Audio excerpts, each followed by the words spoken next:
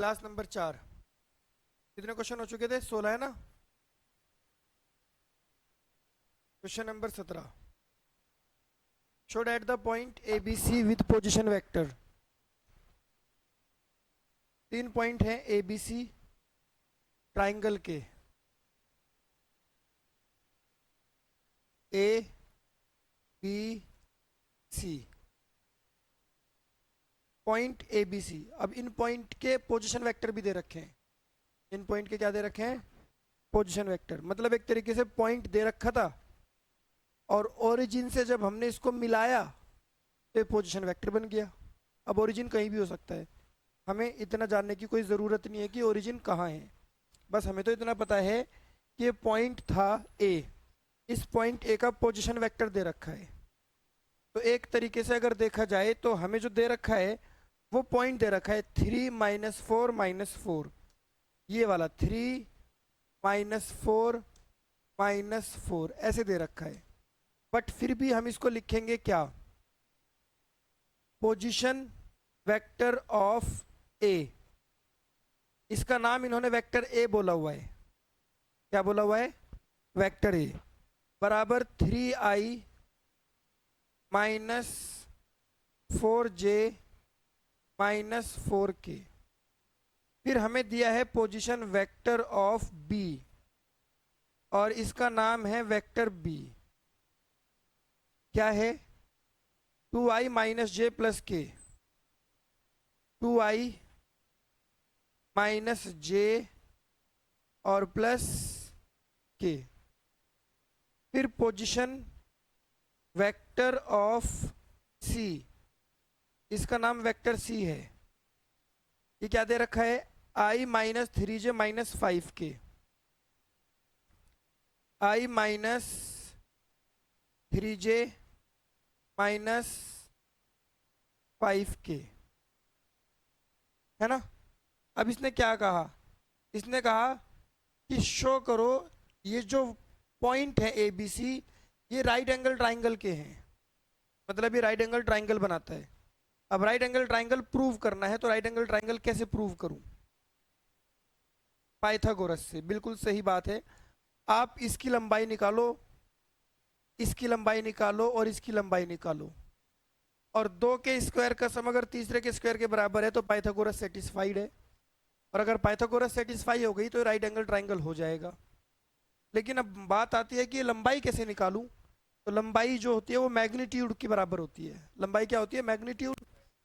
तो vector A B का magnitude निकालो। अब आपको वेक्टर ए बी थोड़ी दे रखा है, तो वेक्टर ए बी कैसे निकालोगे? Position vector of B minus position vector of A, ऐसे निकालोगे। यहां से आपका क्या आएगा? Vector A B. बी का पोजीशन वेक्टर, बी का पोजीशन वेक्टर क्या है? 2i - j + k माइनस ए का पोजीशन वेक्टर क्या है? 3i - 4j - 4k। ये है ए का पोजीशन वेक्टर। तो वेक्टर ए बी क्या हो जाएगा? 2i में से 3i घटेगा, -i आ जाएगा, -j, और ये माइनस माइनस क्या हो जाएगा? प्लस। -j + 4j प्लस का 3j हो जाएगा, के माइनस, और ये भी माइनस माइनस प्लस 5k हो जाएगा। यहां तक की बात तो क्लियर हो गई एकदम। अब इसके बाद ए बी का जरा मैग्नीट्यूड भी निकाल लो। √-1 का स्क्वायर +3 का स्क्वायर और 5 का स्क्वायर। 1 और 9 10 और 25 कितना आएगा? 35, √35। आई बात समझ में? तो ए बी की लेंथ तो हो गई √35। फिर हम निकालते हैं vector B C. Vector B C कैसे निकलेगा? Position vector of B minus position vector of C minus position vector of B. C का पोजीशन वेक्टर क्या है? I minus 3J minus 5K minus B का पोजीशन वेक्टर क्या है? 2I minus J plus K। ये किसका position vector है? B का। I माइनस 2I, तो माइनस का I हो जाएगा, माइनस का 3J और माइनस माइनस प्लस, माइनस का 2J हो जाएगा, माइनस का 5K और माइनस का K, माइनस का 6K हो जाएगा। अब इसके बाद BC का मैग्नीट्यूड, इसका मैग्नीट्यूड क्या होगा? -1 का स्क्वायर -2 का स्क्वायर और माइनस कितना बताया? √41।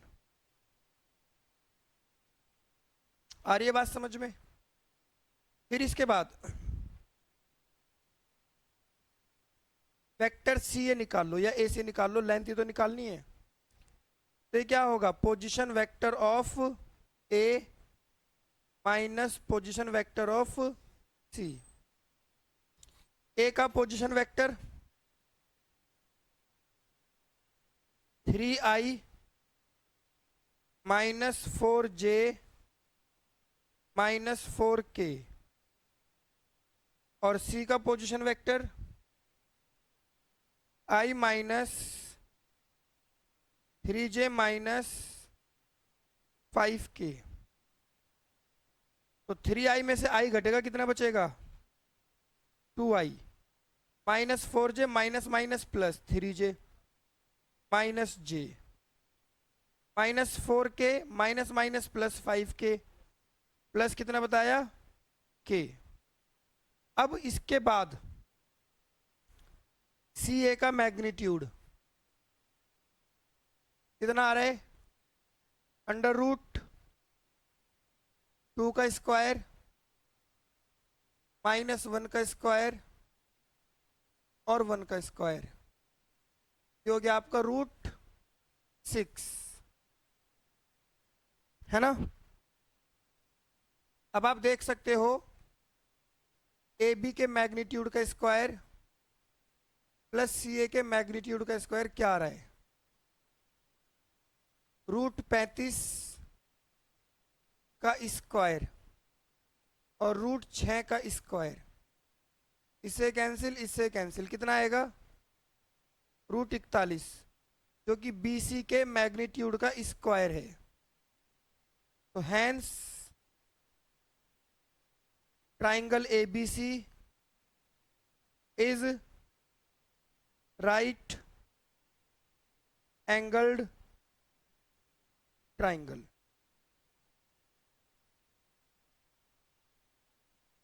कोई दिक्कत तो नहीं यहाँ तक?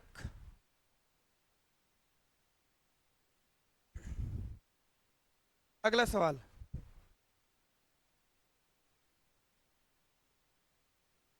इन triangle ABC which of the following is not true? इनमें से कौन सा सही नहीं है? AB plus BC plus CA। आप लोगों को तो पता है कि भाई vector AB plus vector BC बराबर वेक्टर AC होता है। वेक्टर AB वेक्टर BC अगर मैं उसको माइनस का करूं, माइनस का CA हो जाएगा। इसको इधर ले आओ, AB plus BC plus CA is equals to 0। तो भाई पहला ऑप्शन तो यही है, तो ठीक है। दूसरे ऑप्शन में अगर मैं इस CA को पलट दूं, AC कर दूं, तो माइनस का निशान आ जाएगा, ये भी सही है। तीसरा ऑप्शन तो इसी के जैसा ही है, दूसरे के जैसा ही, B और C एक जैसे हो गए। तो इसका मतलब कुछ तो गड़बड़ हो गई फिर यहाँ, दोनों में से कोई एक ही ठीक हो सकता है। तो बुक में अगर मैं देख लेता हूँ, बुक किसको सही बताती है?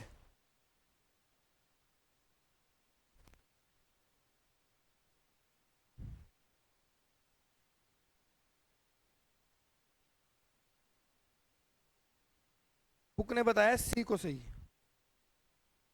अब सी में है क्या वो बता नहीं रखा। ठीक है।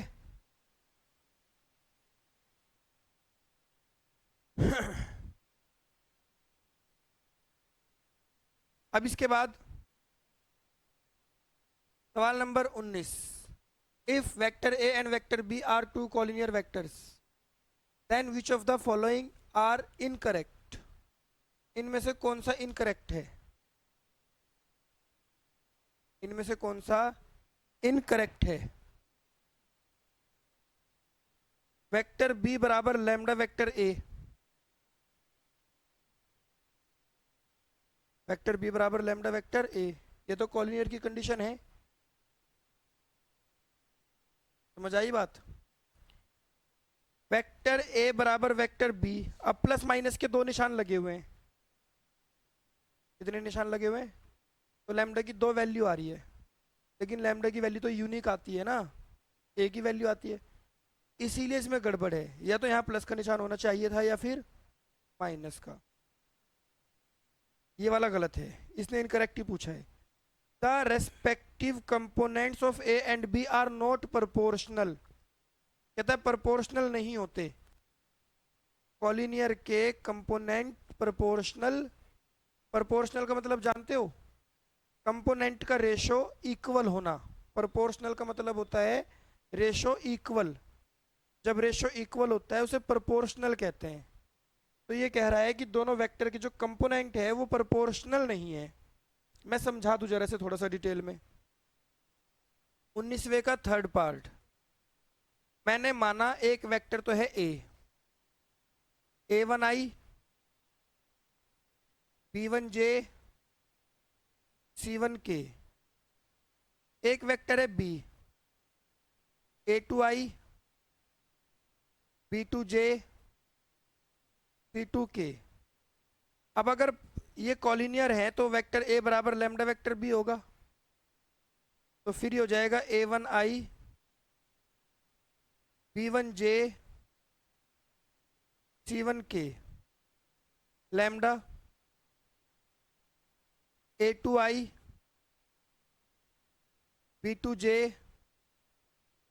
C2K, A1I,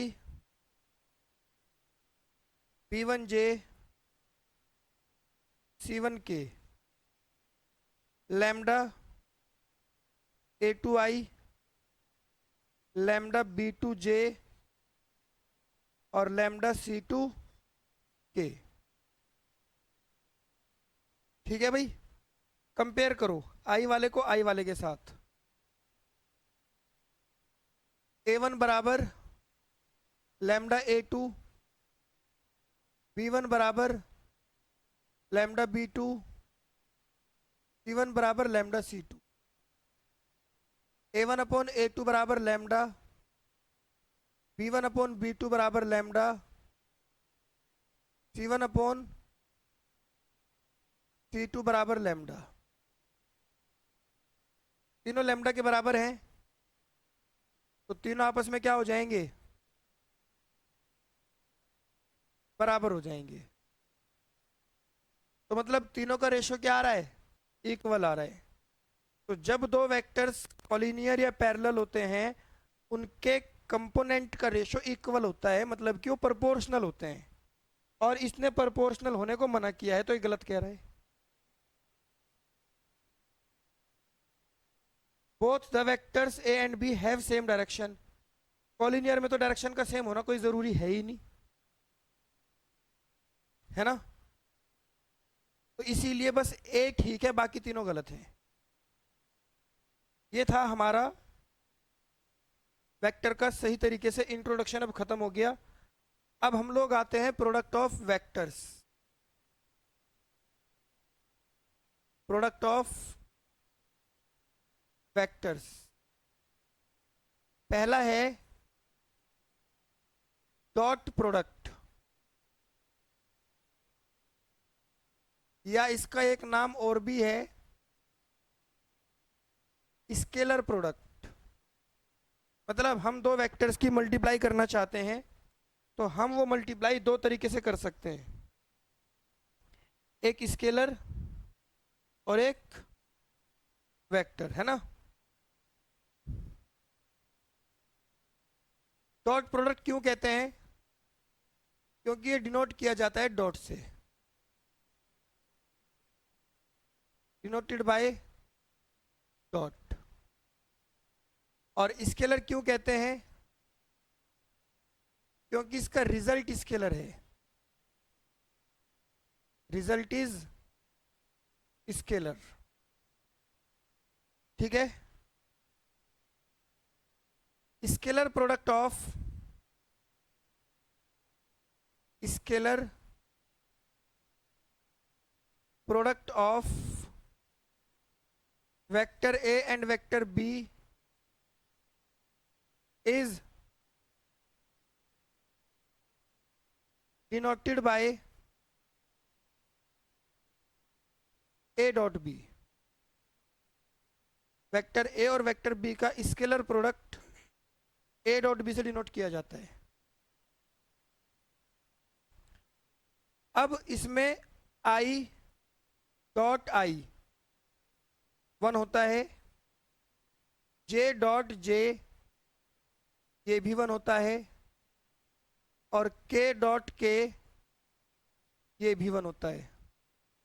लेकिन आई डॉट जे जीरो, अगर अलग अलग कैटेगरी के हैं तो जीरो हो जाएगा।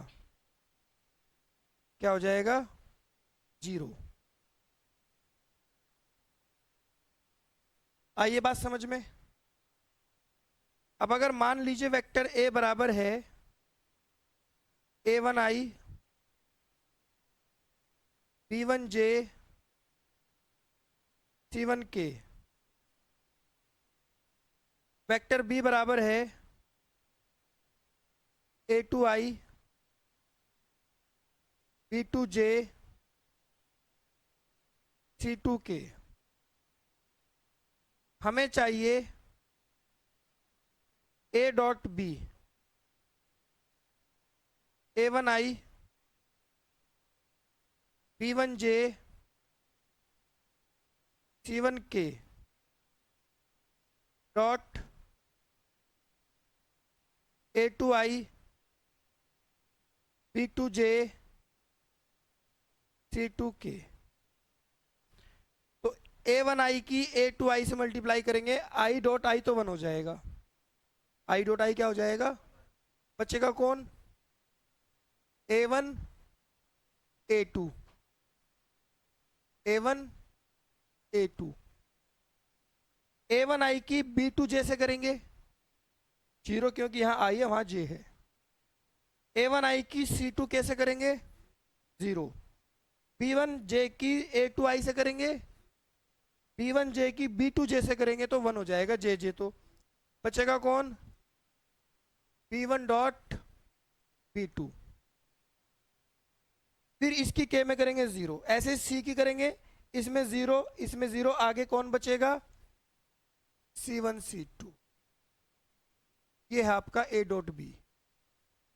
एग्जाम्पल फिर से समझेंगे।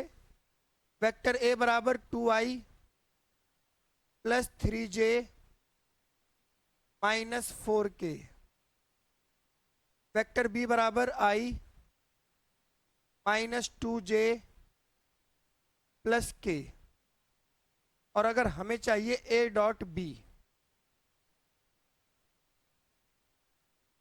तो ये क्या होगा? 2i 3j minus 4k, i minus 2j plus k। दो एकम दो, माइनस का 6 माइनस का 4, आंसर आएगा माइनस का 8।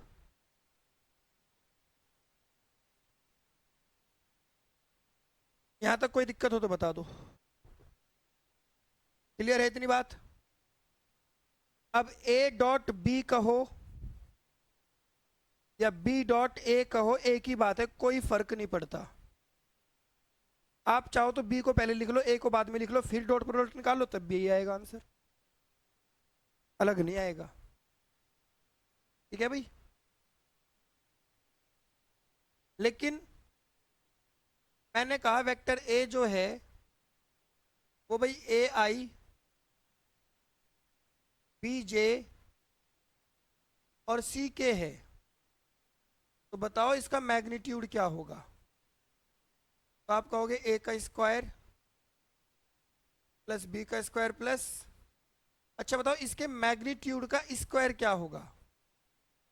तो आप बोलोगे रूट गायब हो जाएगा। क्या गायब हो जाएगा? रूट। ठीक है। अब आप जरा ए डॉट ए भी निकाल के बताओ क्या आएगा। ए आई बी जे सी के, ए आई बी जे सी के, ए ए बी तो जीरो हो जाएगा, ए सी भी जीरो हो जाएगा, बी ए जीरो, बी बी और ऐसे सी का स्क्वायर। क्या समझा आप लोगों ने? बताओ आप लोगों ने क्या समझा? मैंने ये समझा किसी भी वेक्टर का डॉट प्रोडक्ट उसी के साथ कर लो तो उसी के मैग्नीट्यूड का स्क्वायर आ जाता है। सही समझा ना मैंने? किसी भी वेक्टर का डॉट प्रोडक्ट उसी के साथ कर लो तो उसके मैग्नीट्यूड का स्क्वायर आ जाता है। यहां तक किसी को कोई दिक्कत विक्कत हो तो बता दो।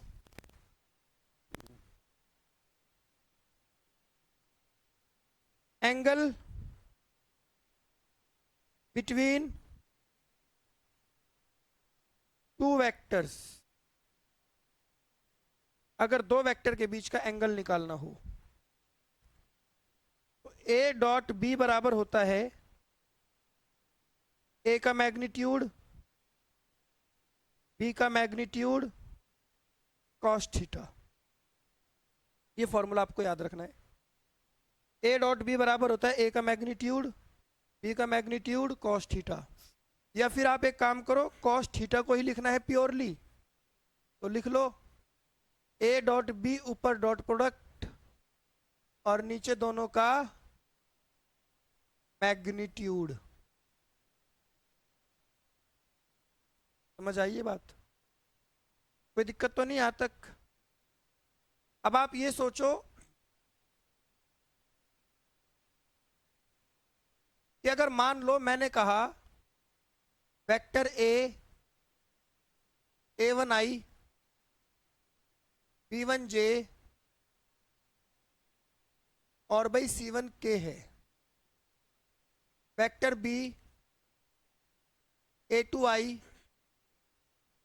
बी टू जे और सी टू के है, तो कॉस थीटा क्या होगा? इनका डॉट प्रोडक्ट क्या बनेगा? A one A two B one B two C one C two. Magnitude क्या होगा? A one square plus B one square plus दूसरा फिर रूट लगाओ A two square plus B two square plus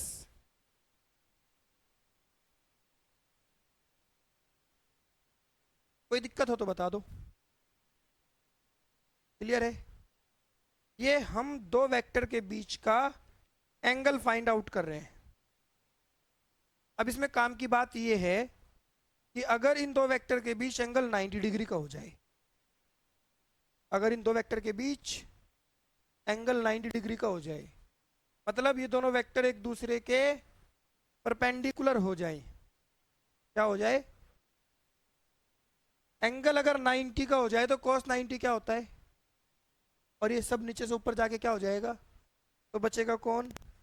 A one A two plus B one B two plus C one C two बराबर 0। या यहाँ देख लो, अगर यहाँ 90 हो जाए तो क्या आएगा? ए डॉट बी बराबर 0। अगर दोनों वेक्टर के बीच एंगल 90 डिग्री हो जाए तो उनका डॉट प्रोडक्ट 0 होता है. If vector A is perpendicular to vector B, मतलब एंगल कितने डिग्री का हो गया बीच में, 90 का, देन ए डॉट बी बराबर 0. गलत तो नहीं बोला मैंने? या ए डॉट बी को A1 A2 plus B1 B2 plus C1 C2 बराबर 0, ये भी कह सकते हैं. बात तो एक ही है, कोई अलग थोड़ा ही है. कोई दिक्कत तो नहीं यहां तक? आई इतनी बात समझ में? जब दो वेक्टर्स के बीच 90 डिग्री का एंगल होता है उनका डॉट प्रोडक्ट 0 होता है. ए डॉट बी बराबर 0 होता है, या A1 A2 plus B1 B2 plus C1 C2 बराबर 0 होता है. क्लियर है? फिर इसके बाद अब आप ये सोचो, मैं 0 की किसी से मल्टीप्लाई करूं, किसी से भी, तो आंसर क्या आएगा? 0 आएगा. क्या आएगा आंसर? 0. तो मैंने कहा अगर वेक्टर ए बराबर 0 है या वेक्टर बी बराबर 0 है तो देन ए डॉट बी बराबर 0 होगा. बहुत आसान सी बात है ये तो. अगर वेक्टर ए बराबर 0, वेक्टर ए बराबर 0 का मतलब इसका हर एक कंपोनेंट 0 है. 0i प्लस 0j प्लस 0 के मल्टीप्लाई करके 0 बना देगा. लेकिन अगर ए डॉट बी बराबर 0 है, उल्टा बोल रहा हूं अब मैं, वेक्टर ए 0 या वेक्टर बी 0 तो ए डॉट बी का 0 होना जरूरी है. लेकिन अगर ए डॉट बी बराबर 0 है तो वेक्टर ए का 0 होना या वेक्टर बी का 0 होना जरूरी नहीं है. Then it is not necessary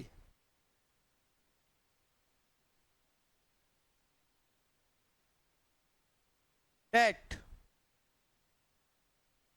vector A बराबर 0 या वेक्टर बी बराबर 0, because angle between vector A and vector B में बी 90 डिग्री, मतलब एक दूसरे के परपेंडिकुलर हो सकते हैं. सही बोला ना? अगर वेक्टर ए 0 या वेक्टर बी 0 तो ए डॉट बी का 0 होना जरूरी है. लेकिन अगर ए डॉट बी बराबर 0 है तो ए का 0 होना या बी का 0 होना जरूरी नहीं है, क्योंकि हो सकता है कि ये दोनों एक दूसरे के परपेंडिकुलर हो. देखो फिर से, 0 वेक्टर का मतलब क्या होता है? ये होता है 0 वेक्टर का मतलब, ये 0 वेक्टर है. हम इसको ऐसे भी डिनोट कर सकते हैं. ठीक है? अब मैंने कहा वेक्टर ए बराबर है 2i plus 3j minus 4k, vector B बराबर है 3i plus 2j plus 3k. बताओ इन दोनों में से कौन सा 0 वेक्टर है? कोई सा भी नहीं. ना ए 0 है ना बी 0 है. पर ए डॉट बी देखो क्या है, vector A dot vector B 2i plus 3j minus 4k, 3i plus 2j plus 3k. 2 तिया 3 दूनी 4 तिया, क्या आया? इसका मतलब ये दोनों एक दूसरे के परपेंडिकुलर हैं. तो मैंने यही बात बोली थी कि अगर a 0 है या b 0 है तो a डॉट b का 0 होना जरूरी है. बट अगर a डॉट b बराबर 0 है तो a का 0 होना या b का 0 होना जरूरी क्यों? एंगल 90 डिग्री हो सकता है. ए डॉट ए बराबर 0 हो सकता है कभी? कोई वेक्टर खुद के परपेंडिकुलर हो सकता है कभी? कभी नहीं हो सकता। ए डॉट ए कभी भी 0 नहीं हो सकता। समझ आई बात? कोई वेक्टर खुद के परपेंडिकुलर नहीं हो सकता, पैरेलल हो सकता है। पैरेलल माना जा सकता है, परपेंडिकुलर नहीं। ए डॉट ए बराबर कभी भी 0 नहीं होता। अब मैंने कहा कि, या ये बोलो ऐसे, इसको ऐसे बोलो, ए डॉट ए बराबर 0 तब होगा जब वेक्टर ए 0 वेक्टर हो। जब भी हो सकता है, वरना ए के परपेंडिकुलर तो कभी हो ही नहीं सकता। अब मैंने कहा ए डॉट ए बराबर 0 है और ए डॉट बी बराबर भी 0 है, तो बी के बारे में आप क्या कहोगे? बी के बारे में आप क्या कहोगे? तो मैंने ये कहा कि जब ए डॉट ए 0 है, इसका मतलब वेक्टर ए 0 है, इसका मतलब वेक्टर ए, और जब वेक्टर ए 0 है फिर भी कुछ भी हो, 0 है नॉन 0। तो इसने हमसे पूछा बी के बारे में आप क्या कहोगे, तो मैं बोलूंगा vector A is equals to 0, तो बी में बी 0 या नॉन 0, बी कुछ भी हो सकता है, कोई फर्क नहीं पड़ेगा। अब कोई दिक्कत नहीं है। क्यों नहीं दिक्कत? क्योंकि वेक्टर ए 0 है। इसके बाद प्रोजेक्शन पढ़ा है, प्रोजेक्टाइल मोशन फिजिक्स में। Projection of vector A on vector B पढ़ा है, नहीं पढ़ा 11th क्लास में? ए का प्रोजेक्शन बी पर फाइंड करना है, तो A dot B upon B का मैग्नीट्यूड। ए का प्रोजेक्शन किस पर फाइंड करना है? बी पर। और अगर फाइंड करना है projection of vector B on vector A dot B upon A का मैग्नीट्यूड।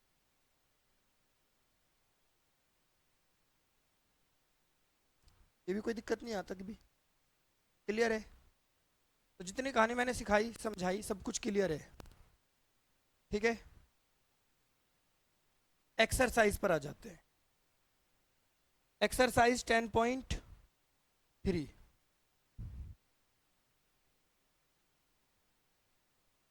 इसके कुछ 2-4 सवाल कर लेते हैं।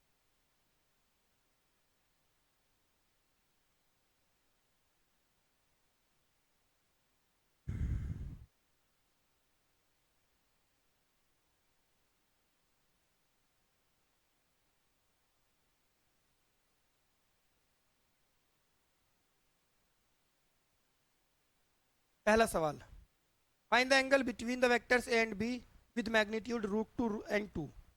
मैग्नीट्यूड क्या दे रखा है? √2, और ए का मैग्नीट्यूड है √2, √3 है, और बी का मैग्नीट्यूड 2 है, और इन दोनों का डॉट प्रोडक्ट भी दे रखा है। कितना? √6। एंगल पूछ रहा है, कॉस थीटा क्या होता है? ए डॉट बी अपॉन ए का मैग्नीट्यूड। देखो इसमें स्केलर प्रोडक्ट भी दे रखा है, ए डॉट बी भी दे रखा है ना,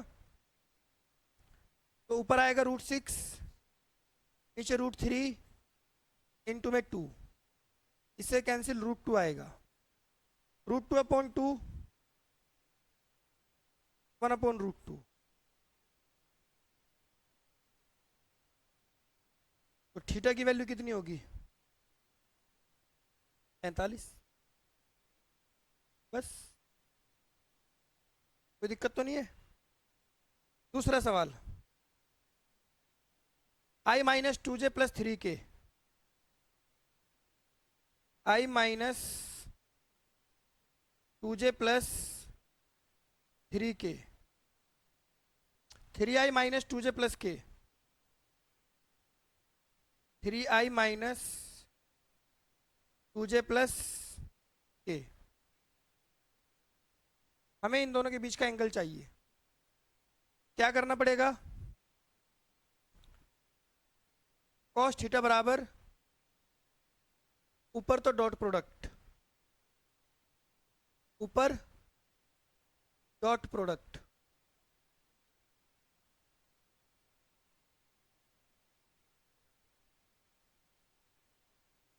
और नीचे 1 का स्क्वायर -2 का स्क्वायर 3 का स्क्वायर, 3 का स्क्वायर -2 का स्क्वायर 1 का स्क्वायर।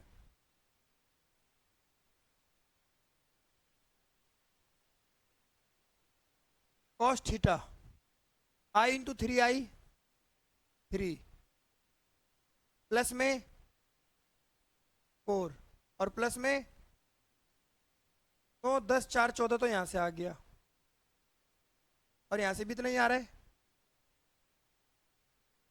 कॉस थीटा बराबर 10/14 5/7। थीटा बराबर कॉस को उधर भेज दो, कॉस इनवर्स 5/7। यहां तक कर लो, बाकी अगली क्लास में करें।